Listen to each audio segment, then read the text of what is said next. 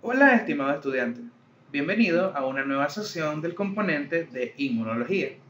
El día de hoy vamos a hablar sobre la respuesta inmune que desencadena nuestro cuerpo contra las células tumorales, así como de la inmunoterapia, es decir, los tratamientos que son empleados para mejorar el sistema inmune, permitiéndole así combatir esas células cancerosas. Comencemos. Para poder abordar de forma completa este tema, vamos a tratar de explicar cómo las diferentes vías y moléculas de la respuesta inmune, tanto innata como adquirida, están involucradas en el reconocimiento y en la erradicación de las células del cáncer. También vamos a tratar de describir cómo es que las células tumorales adquieren la capacidad de escapar de la respuesta inmune antitumoral.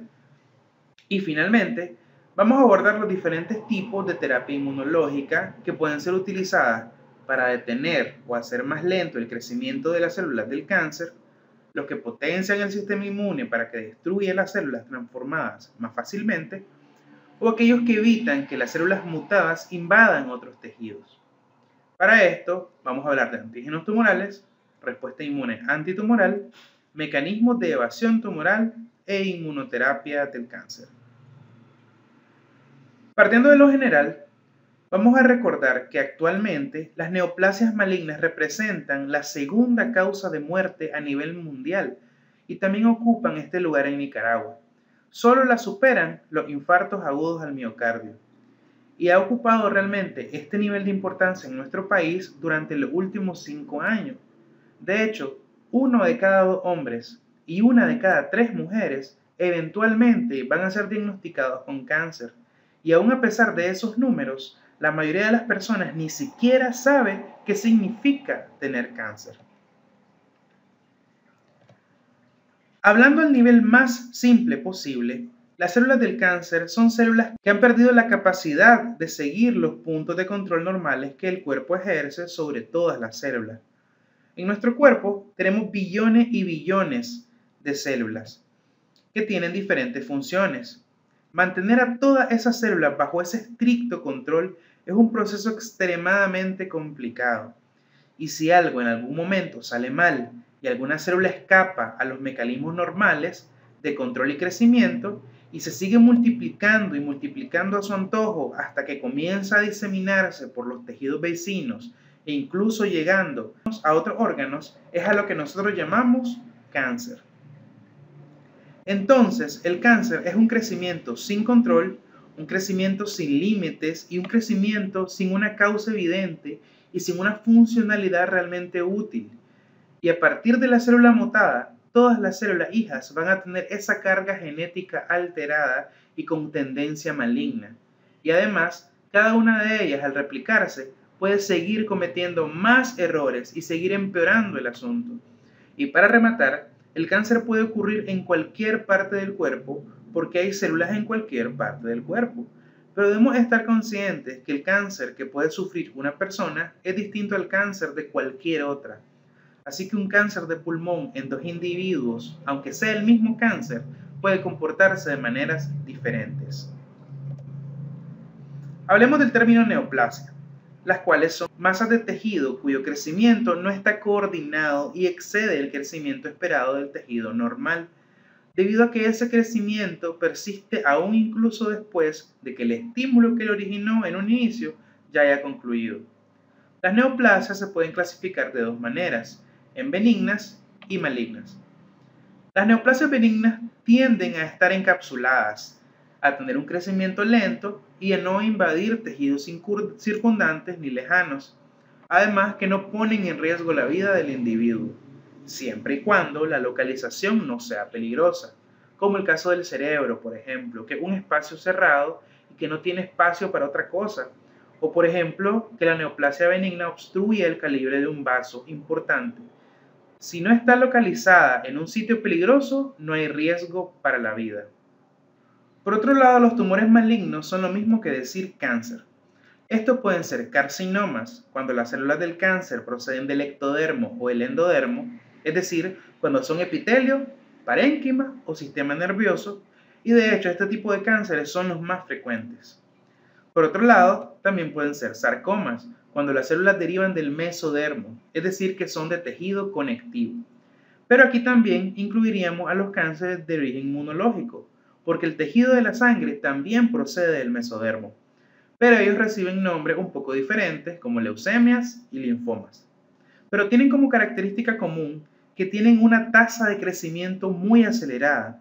Pueden causar hemorragias, pueden causar necrosis y presentan células que varían en tamaño y en forma y pueden generar metástasis, es decir, la invasión de esas células tumorales hacia otro tejido u órgano del cuerpo a través de la sangre o de los vasos linfáticos. Por lo tanto, estos sí pueden poner en peligro la vida del paciente. Entonces, recapitulando, el cáncer tiene ese curso de desarrollo establecido. Comenzamos con una célula normal, la cual experimenta mutaciones en su ADN, lo que hace que comience a proliferar dentro del tejido de forma anormal. Nadie le ha dicho que se divida y ella ya anda de salida. Y pues no es lo correcto, pero mientras permanezca limitada al tejido al que pertenece, pues no hay tanto problema, porque la podemos considerar benigna. El problema está cuando una de esas células mutadas se le ocurre desprenderse de la masa inicial de células y tirarse a viajar por el mundo usando los vasos sanguíneos o los vasos linfáticos. Esa característica invasiva la convierte, ahora sí, en una neoplasia maligna y con hambre de conquista. Les tengo dos noticias, sí. Una buena y otra mala. Y como los médicos somos optimistas, vamos a comenzar por la buena. Uno de los trabajos favoritos del sistema inmunológico es eliminar las células cancerosas. Y realmente es muy bueno en eso. Hay muchos mecanismos dedicados precisamente a ello. Pero como siempre hay un pero, tenemos una mala noticia. Que una célula experimente mutaciones en el caso del cáncer es casi lo mismo que los Cuatro Fantásticos con los rayos cósmicos que le dieron poderes. Porque esas alteraciones del ADN le dan a las células del cáncer un montón de habilidades nuevas, dentro de las cuales está, evidentemente, poder evitar al sistema inmune mediante un montón de mecanismos que vamos a abordar con más detenimiento dentro de un momento. Pero la pregunta que nos deberíamos de hacer de un principio es, ¿por qué se producen las mutaciones en el ADN de las células que terminan dando lugar al cáncer? ¿Qué hace que las células de nuestro cuerpo se vuelvan así de locas? Pues intentemos descubrirlo. En estos momentos, millones de células de tu organismo se están dividiendo y regenerando tus tejidos en una condición de equilibrio entre células nuevas que se dividen y células que mueren porque ya están muy viejitas o porque están defectuosas. El detalle es que esta maquinaria es imperfecta y en ocasiones ocurren errores en la replicación que, si no se arreglan, pueden derivar en el desarrollo de tumores. Todos los procesos de proliferación y muerte celular están orquestados por los verdaderos protagonistas de todo esto, que son los genes. Estos genes dictan todo lo que hacen las células, pero en concreto hay dos tipos de genes que regulan esos procesos. En primer lugar, tenemos los genes supresores de tumores, que se llaman así porque inhiben el ciclo celular. Es decir, imagínense una célula que tiene que multiplicarse para dar lugar a una nueva célula. Para ello va a tener que volver a copiar todito su ADN, pero este proceso es tan complejo, tan minucioso e intervienen tantas proteínas que a veces se producen errores. Es como cuando tenemos la típica hora del colegio en donde hay como 30 niños y cada uno tiene una frase y una intervención específica y tiene que salirle bien a los 30 niños. Pues obviamente siempre está el pobre niño que le sale mal a su frase. Pues a las proteínas les pasa lo mismo cuando hay que replicar todo ese ADN y encima que no haya ningún error. Pues el asunto está fatal. Y aquí es donde entran en juego los genes supresores de tumores, que lo que van a hacer es que cuando haya un error, ellos van a detener esa replicación celular para intentar que se corrija ese error. Y si no se puede corregir, van a inducir a la muerte celular programada. Es decir, van a hacer que la célula se suicide. Iba a seguir con la metáfora de los niños en la obra, pero tomando en cuenta ese final inesperado, mejor cambiamos el ejemplo. Ahora hablemos del siguiente grupo de genes que regulan la replicación celular. Los protooncogenes son genes que, al contrario de los genes supresores de tumores, lo que hacen es estimular el ciclo celular y le dan señales a la célula para que prolifere. Entonces tal vez ahora estemos un poco confundidos, porque hay dos tipos de genes y ambos intervienen en el cáncer, pero hacen cosas completamente opuestas. Pero acordémonos que el cáncer es una proliferación descontrolada de las células. Y si esto está pasando, es porque hay algo malo con esos genes. ¿Y qué es lo que le pasó? Que mutaron. Y cuando estos genes supresores de tumores mutan, ya no pueden hacer su función. Ya no van a poder detener la replicación al momento de que hay errores. Y la célula va a estar dividiéndose a lo loco. Y aquí viene lo realmente raro de este asunto. Porque me van a decir ustedes, ahora que los protoncogenes también están mutados, entonces ya no van a poder estimular la replicación y por lo tanto volveríamos a tener un equilibrio, ¿verdad? Pero no. Y es que los protoncogenes, cuando mutan, tienen una ganancia de su función y están constantemente activos y están constantemente diciéndole a la célula que tiene que proliferar y que tiene que multiplicarse.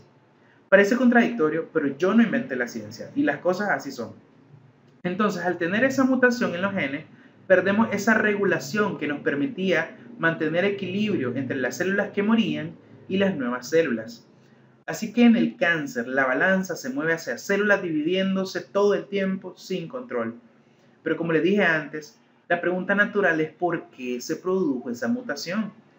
Y es debido a múltiples factores, tanto internos como externos, que pueden dar lugar a esos cambios en el ADN.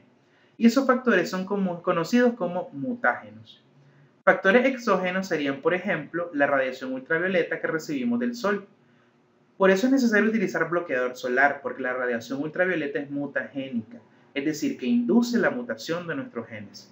Otros factores externos pueden ser los químicos, como los componentes del tabaco y el alcohol, pero también dentro de la propia célula se pueden producir cambios debido a factores endógenos, porque en el cáncer es muy importante la predisposición genética, porque pueden haber dos personas que sufran la misma exposición a un mismo factor cancerígeno y que una de ellas desarrolle cáncer y la otra no.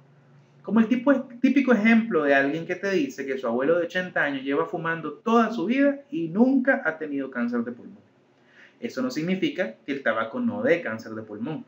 Significa que ese abuelito tiene una genética bárbara. Por tanto, el desarrollo del cáncer depende de lo que llevamos nosotros en nuestra genética y de nuestro entorno, nuestro ambiente y nuestros hábitos de vida. Todos esos factores al combinarse van a inducir la mutación y esos genes que antes se llamaban protooncogenes, al adquirir una forma sobreactiva y promotora del cáncer, ahora sí pasan a llamarse oncogenes. En concreto, la inmunología tumoral lo que estudia es la respuesta inmunitaria del huésped contra las células tumorales, las propiedades antigénicas de las células neoplásicas, los mecanismos de evasión de las células tumorales y también los medios para modular el sistema inmunitario de manera que podamos erradicar el tumor, es decir, la inmunoterapia. Ya que comprendimos las generalidades del cáncer, ahora pasemos a hablar de los antígenos que nos permiten diferenciar esas células mutadas como lo que son un tumor. El término antígenos tumorales no es nuevo en este componente, porque lo hemos mencionado en sesiones anteriores dentro de la clasificación de los antígenos según su función. Cuando hablamos de antígenos tumorales, nos referimos a aquellas moléculas que se expresan únicamente en las células tumorales y que las diferencian de las células normales de nuestro cuerpo. Estos antígenos los podemos dividir en dos grandes grupos. Aquellos que son específicos de las células tumorales, es decir, que no se expresan en ninguna otra célula más que en aquellas que se transformaron y que mutaron. Entonces, esas células, muy orgullosamente, van a presentar esos antígenos inventados en su superficie con las moléculas del HLA clase 1, pensando que son buena cosa. Y también tenemos los antígenos que pueden estar asociados a los tumores, pero que no son exclusivos de ellos, porque algunas células normales pueden expresarlo ante algunos estímulos específicos o en alguna etapa de diferenciación específica. Por ejemplo, el antígeno prostático que se expresa en el cáncer de próstata, pero que también se eleva en la prostatitis o incluso cuando el paciente es sometido a un procedimiento urinario que requiere introducción de instrumentos que lesionan el tejido prostático. Otro ejemplo son las proteínas que producen las células fetales. Son normales en esa etapa, pero las células en un adulto no deberían producirlas. Por lo tanto, su presencia podría asociarse a un tumor en un adulto. Ahora, Estos mismos antígenos tumorales específicos y también los asociados tienen 4 categorías en función de dónde salieron. Los antígenos específicos tienen 2 categorías y los antígenos asociados a tumores tienen otras 2 categorías. En primer lugar, esos genes que no se pueden encontrar en ninguna célula sana en ninguna etapa de la vida, algo que es exclusivo de los tumores y jamás antes nuestro organismo lo había visto en forma normal. Y por lo tanto, codifican proteínas que ninguna otra célula del cuerpo podría codificar. En segundo lugar, tenemos aquellos antígenos que se originan por genes normales que se alteraron y que generan proteínas similares a las nuestras, pero que son aberrantes de todas maneras. En tercer lugar, están esos antígenos que son perfectamente normales en etapas de diferenciación celular específicas, por ejemplo, en etapas fetales.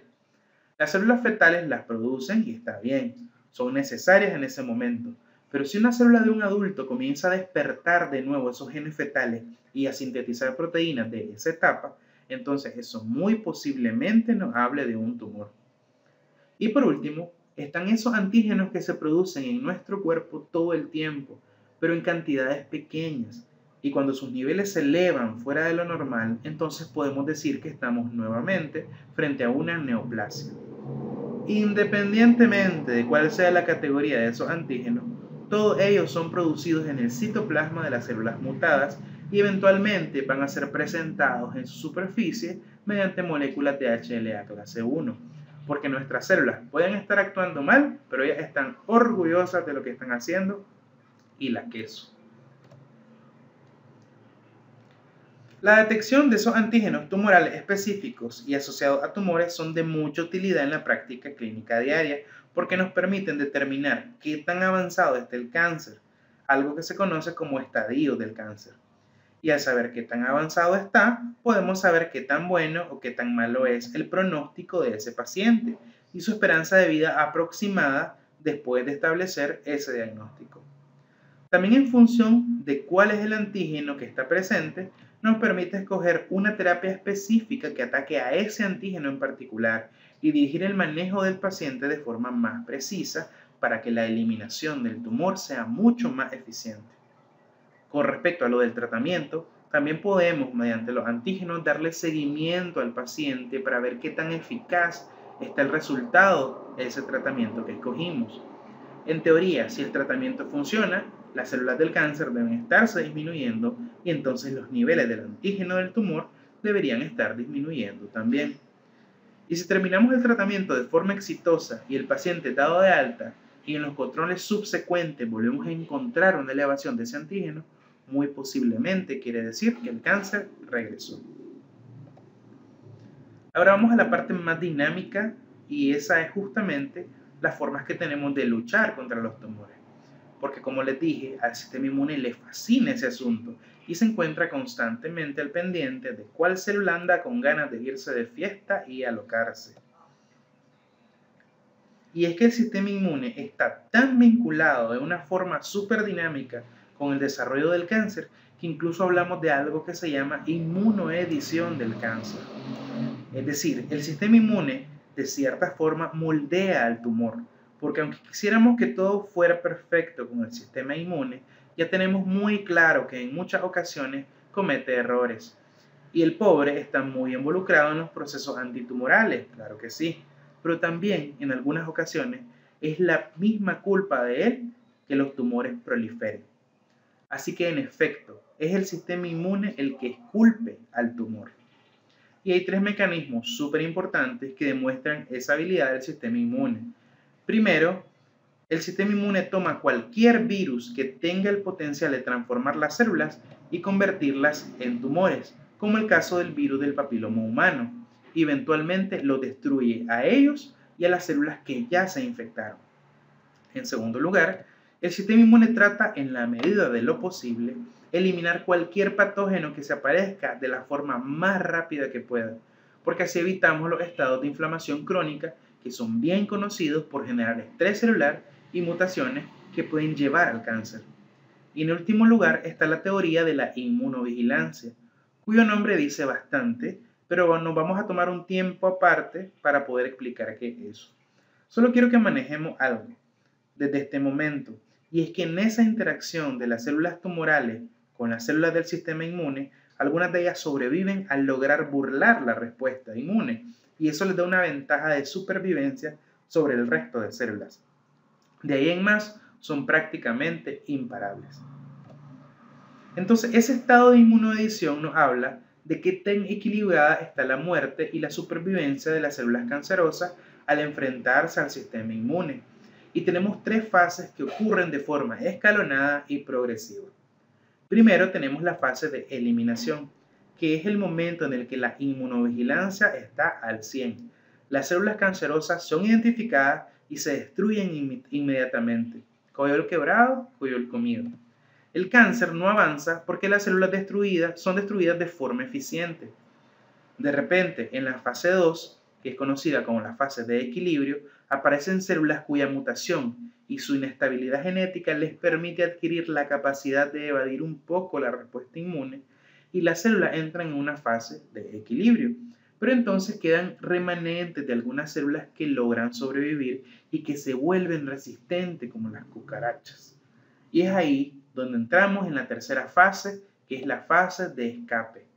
En esta etapa, el cáncer progresa porque las células que sobrevivieron de la etapa anterior son más agresivas, sus mutaciones ya les permiten evadir de forma magistral la respuesta inmune y para colmo se multiplican como conejos.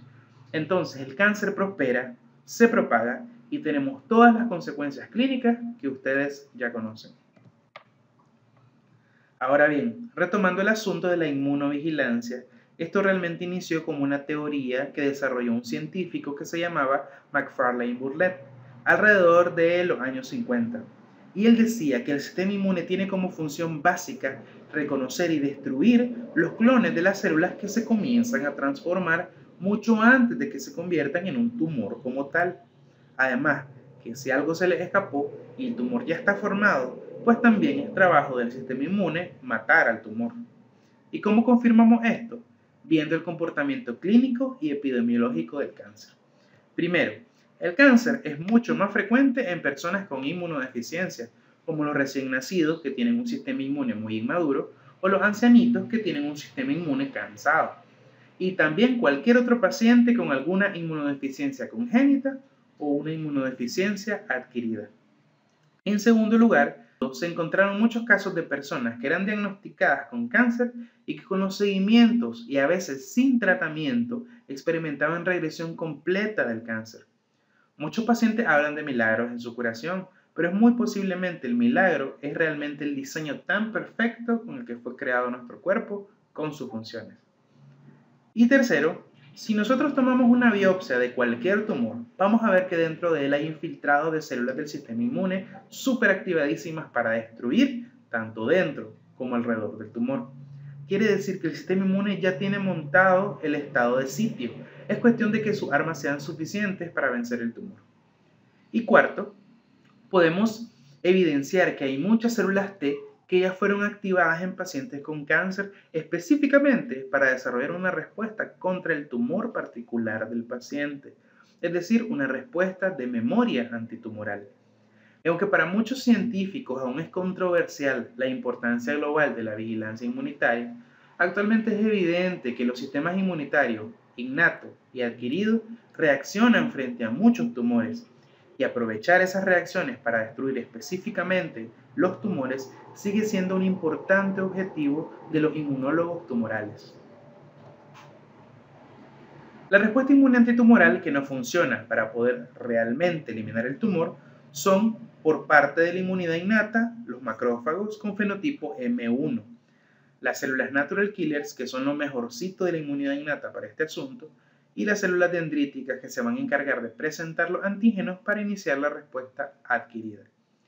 Ellas van a los ganglios linfáticos y deben activar linfocitos T ayudadores de tipo 1 para inducir una respuesta de la rama celular a cargo de los linfocitos T citotóxicos. Si todo eso ocurre, la respuesta inmune es efectiva y el tumor debe desaparecer. El problema es cuando aparece un nada que ver que quiere ser el todo que ver y arruina el show por completo. ¿Cómo es eso? Algunos macrófagos asociados al tumor pueden promover el crecimiento tumoral y su carácter invasor al alterar el microambiente tisular y suprimir la respuesta de los linfocitos T. Esos macrófagos sí tienen un fenotipo M2. Secretan mediadores como la interleucina 10, que la conocemos por ser inmunosupresora. Entonces reduce la activación del linfocito T y sus funciones efectoras. Los macrófagos asociados al tumor también secretan factores que promueven la angiogénesis y potencian el crecimiento tumoral. Los linfocitos T reguladores, por otro lado, también pueden suprimir la respuesta de los linfocitos T citotóxicos contra los tumores. Las pruebas en pacientes con cáncer indican que el número de linfocitos T reguladores aumenta en los sujetos portadores de tumores, y estas células pueden encontrarse en los infiltrados celulares de ciertos tumores. Y también tenemos a las células supresoras mielocíticas, que son precursores mielocíticos inmaduros que se reclutan de la médula ósea y se acumulan en los tejidos linfáticos, la sangre o los tumores de los animales portadores de tumores y de los pacientes con cáncer. Y ellas suprimen las respuestas antitumorales innatas y también las respuestas de los linfocitos T. Así que si seguimos esa vía de activación, la respuesta inmune no va a ser lo suficientemente buena y el cáncer va a terminar dispersándose en el organismo. Ahora hablemos un poco de los mecanismos que utilizan los tumores para poder evadir la respuesta inmunológica. Ok, no importa el factor que haya estado involucrado en la mutación de las células de un cáncer en particular. En todos los casos, las células se van dividiendo y van acumulando cada vez más mutaciones y más alteraciones genéticas, de forma que poco a poco van adquiriendo una serie de características que las hacen súper resistente a los mecanismos de control de nuestro cuerpo. Estas capacidades que desarrollan las células cancerosas son los conocidos hallmarks del cáncer, es decir, su marca distintiva como células malignas. Esta lista de capacidades se ha ido actualizando a lo largo de los años a medida que se han ido descubriendo más capacidades de esas células para evadir los sistemas de control de nuestro cuerpo. Una de esas características es la resistencia a la muerte celular, es decir, que la célula cancerosa ya no responde a las señales biológicas que le dicen que tiene que morirse. Por eso decimos que son inmortales. Otra característica muy importante y además muy característica es la angiogénesis, es decir, la formación de nuevos vasos sanguíneos. Las células cancerosas son capaces de simular la formación de vasos sanguíneos alrededor del tumor, lo cual les permite por una parte nutrirse y por otra parte les facilita la invasión a otros tejidos. Es decir, estos vasos sanguíneos están conectados a nuestro sistema circulatorio que recorre todo el cuerpo, por lo tanto son una vía de acceso muy fácil a cualquier tejido. Cuando una de las células del tumor es capaz de separarse del resto e infiltrarse en un vaso sanguíneo, ir a otro tejido, instalarse ahí y formar un nuevo tumor, eso es lo que nosotros llamamos metástasis. Y otra característica, que es la que más nos interesa en este momento, es la evasión de la respuesta inmune. Entonces, ¿qué mecanismo puede usar el tumor para evadir la respuesta inmune? Para empezar, podemos tener algunos anticuerpos antitumorales que funcionan realmente como factores bloqueadores de la respuesta inmune. Los tumores son capaces de utilizar los anticuerpos creados por el sistema inmune para ocultarse. La inmunoglobulina G que se crea no es realmente efectiva y el adherirse al antígeno tumoral lo que hace es esconderla para que las células citotóxicas, las natural killer y los macrófagos no las reconozcan. Los tumores pueden no inducir respuestas efectoras fuertes de linfocitos T porque la mayoría de las células tumorales no expresan coestimuladores ni moléculas de la clase 1 del MHC. Los coestimuladores son necesarios para el inicio de la respuesta de los linfocitos T y las moléculas de la clase LH de la clase 1 son necesarias para la activación de los linfocitos T cooperadores. Los coestimuladores son necesarios para el inicio de la respuesta de los linfocitos T y esas moléculas son necesarias para la activación de los linfocitos T cooperadores, que son precisos en algunas circunstancias para la diferenciación de los linfocitos T citotóxicos. Los tumores pueden perder la expresión de antígenos que desencadenan respuestas inmunitarias. Esas variantes con pérdida de antígenos son frecuentes en los tumores de crecimiento rápido y se pueden inducir con facilidad en líneas celulares tumorales mediante el cultivo con anticuerpos o linfocitos T citotóxicos específicos frente al tumor. Debido al elevado índice mitótico de las células tumorales y su inestabilidad genética, son frecuentes las mutaciones o eliminaciones de los genes que codifican los antígenos tumorales. Por otro lado, también tenemos la supresión inmunitaria, en la cual las células tumorales secretan algunas moléculas que pueden inhibir directamente a los linfocitos T y la respuesta inmunológica. También están los episodios de enmascaramiento, en los cuales las células tumorales producen algunas sustancias como el glucocálix o el ácido oxálico que los enmascaran, los disfrazan para que parezcan células del sistema del cuerpo que son normales. Y también la inducción de tolerancia, es decir, que las células tumorales expresan una molécula de CTLA4 que induce en los linfocitos T y en las células inmunológicas una anergia, de manera que las células inmunológicas comienzan a tolerar esas células tumorales a pesar de que estén transformadas. También tenemos la capacidad de algunas células para liberar antígenos tumorales. De esa manera, el sistema inmunológico se agota por estar cazando constantemente esos antígenos tumorales que son liberados al organismo. Algunas células del tumor también expresan HLA de tipo G. Este HLA nos permite que la célula escape de la lisis por las células natural killer, porque hace contacto con los receptores de inhibitorios del asesino, porque hace contacto con los receptores inhibitorios de la célula natural killer y de esa manera lo activa los receptores inhibitorios y la célula natural killer deja de funcionar. Por último, tenemos también la demora inmunitaria, es decir, que en algunos momentos la activación de la respuesta inmune no logra superar o alcanzar la velocidad de crecimiento del tumor y por lo tanto la respuesta inmune no es capaz de controlarlo y el tumor aumenta y prolifera. Ahora, ¿cómo podemos diagnosticar el cáncer basados en la información que ya discutimos hasta el momento? Primero que nada, debemos tener una sospecha clínica basada en la anamnesis, los factores de riesgo, los antecedentes familiares y los síntomas que presenta el paciente.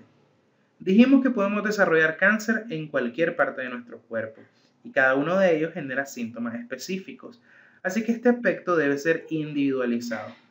Una vez que tenemos la sospecha, podemos pasar a establecer diagnósticos mediante métodos de confirmación patológica como biopsias o punciones que nos van a permitir observar las características microscópicas de las células cancerosas como metaplasias, anaplasias, etc. La recolección de tejidos nos permite hacer técnicas de inmunohistoquímica detectando antígenos específicos presentes en el tejido que fue extraído del paciente. Pero lo que vamos a abordar principalmente el día de hoy son los marcadores tumorales. Estos marcadores son sustancias que pueden ser expresadas en la superficie de las células mutadas o que pueden ser producidas y liberadas por las células cancerosas o por otro tipo de células del cuerpo en respuesta al propio cáncer o también en algunas afecciones benignas. Esos marcadores nos ofrecen información sobre el cáncer, como el grado de malignidad, si es posible usar terapia dirigida o si el cáncer va a responder al tratamiento. Acá tenemos algunos ejemplos de marcadores tumorales y a qué cánceres están asociados.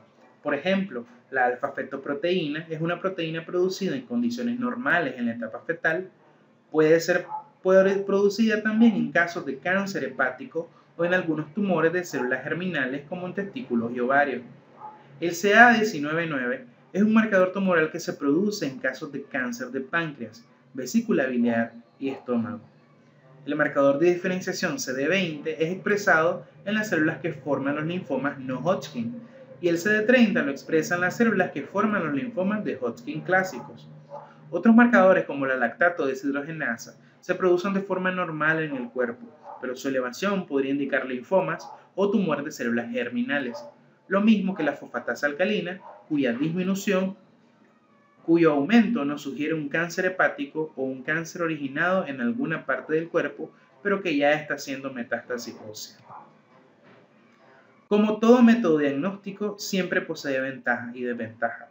Resulta favorable la accesibilidad que tenemos a la mayoría de los marcadores tumorales en la práctica clínica diaria, además que permiten afianzar una sospecha diagnóstica y luego evaluar la efectividad del tratamiento una vez que ya lo instauramos. El problema es que no todos los marcadores son específicos para un cáncer en particular, sino que se pueden elevar en varias condiciones que no son realmente neoplasia. Además que no todos los pacientes con cáncer van a tener elevado el marcador que esperamos en función de la sospecha clínica que nos formulamos. Y en general, en etapas muy tempranas del cáncer podemos tener resultados negativos de los marcadores tumorales cuando el paciente realmente tiene cáncer.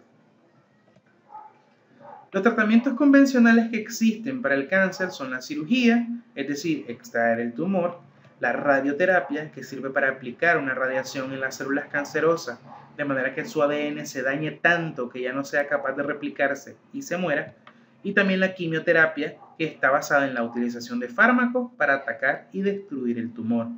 El problema con estas terapias es que no solo atacan a las células del cáncer, sino también a cualquier célula que se esté replicando y proliferando mucho. Y no solo proliferan mucho las células del cáncer, sino que en nuestro organismo existen muchos tipos de células que se dividen constantemente, como las de la médula ósea.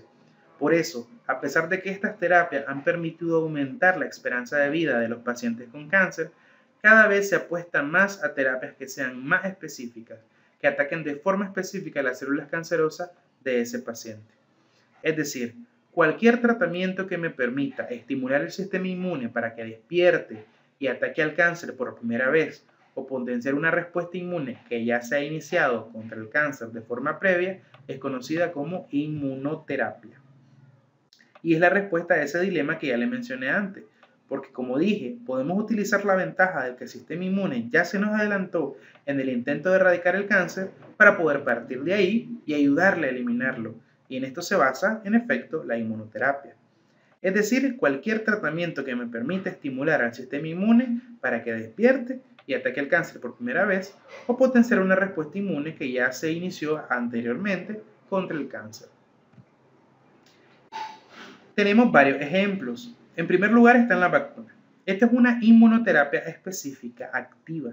Incluye las vacunas profilácticas, es decir, para aplicarse antes de una infección que pueda terminar generando cáncer, como el caso de las vacunas Gardasil y Cervarix, para prevenir la infección por VPH y en consecuencia evitar el cáncer cervicuterino.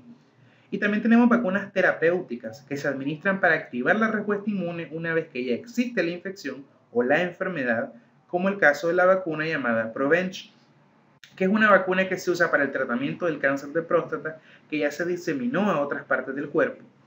Se utiliza en pacientes con pocos síntomas o que no tienen síntomas, pero que tienen un cáncer que es resistente a los fármacos que reducen el nivel de testosterona, como los inhibidores de la alfa-5 reductasa. Otro ejemplo es la vacuna llamada T-VEC, que está aprobada para tratar melanomas avanzados. Se produce de un virus del herpes que se altera en el laboratorio para producir ciertos tipos de citoquinas que estimulan la eliminación del melanoma. También tenemos las terapias de transferencia celular. Esa terapia fue aprobada en 2017 en Estados Unidos para tratar la leucemia linfoblástica aguda, un cáncer que es de células inmunitarias. Esta terapia lo que hace es aprovechar el propio sistema inmune del paciente y reforzarlo para que así sea capaz de atacar las células del cáncer y eliminarlas. Funciona de la siguiente manera. Lo primero que se hace es extraer los linfocitos T del paciente y una vez en el laboratorio vamos a insertar un gen específico en esos linfocitos T, que lo que va a hacer ese gen es que los linfocitos expresen un receptor en su superficie que va a reconocer de forma específica una proteína de la membrana de las células cancerosas. De esa forma, lo que logramos es que el linfocito T esté preparado para reconocer esa célula cancerosa, que la encuentre y que la encuentre de forma específica. Una vez que ya armamos esos linfocitos T, los cultivamos en el laboratorio para tener grandes cantidades y luego se reinyectan al paciente para que así el sistema inmune y los linfocitos ya sean capaces de encontrar a las células cancerosas y destruirlas. Parece genial, pero existen algunas limitaciones, como los efectos secundarios que varían de un paciente a otro o el hecho de que son muy costosas. Otros tipos de terapia también incluyen los anticuerpos monoclonales. Lo que hacen es crear un anticuerpo por ingeniería genética de manera que ellos reconozcan marcadores de superficie específicos del tumor. Se unen selectivamente a esas células y las marcan para su destrucción por los leucocitos o por toxinas. Existen varios tipos de anticuerpos monoclonales antitumorales, algunos que se les llama desnudos y otros que se les llama conjugados. Los desnudos son anticuerpos como tal, sin ninguna modificación, además de simplemente reconocer la molécula antigénica del tumor. Pero los conjugados pueden estar combinados, por ejemplo, con fármacos de quimioterapia para que cuando una vez que se unan al antígeno de la célula tumoral, el fármaco comience a hacer su efecto específico en el sitio en el que lo necesitamos. Algunas incluso están marcadas con isótopos radioactivos para inducir radiación en el tumor cancerígeno específico. También tenemos inmunoterapias no específicas que lo que implican son la manipulación de señales coestimuladoras, es decir, fármacos que inhiben los puntos de control y el bloqueo de moléculas de superficie involucradas en la amortiguación de la respuesta inmune por las células T. De esa manera podemos utilizar citoquinas también como la interleucina 2 en los casos de cáncer renal y melanoma o el interferón gamma para los linfomas y las leucemias. Muchísimas gracias por tu atención, espero que hayan comprendido el tema de esta ocasión y mucho éxito.